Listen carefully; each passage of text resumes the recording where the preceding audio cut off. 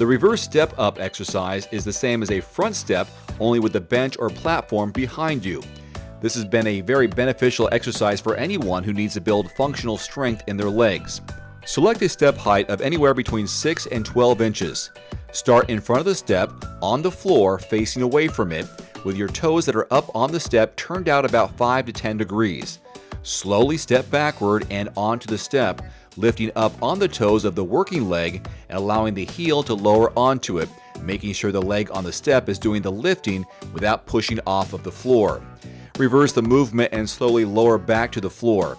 You can perform this exercise between 2 and 3 times a week, 2 to 3 sets of 10 to 15 reps, taking 2 seconds to lift and 2 seconds to slowly lower. Keep your movements smooth and controlled. For more advanced movements and strength, add dumbbells in your hands.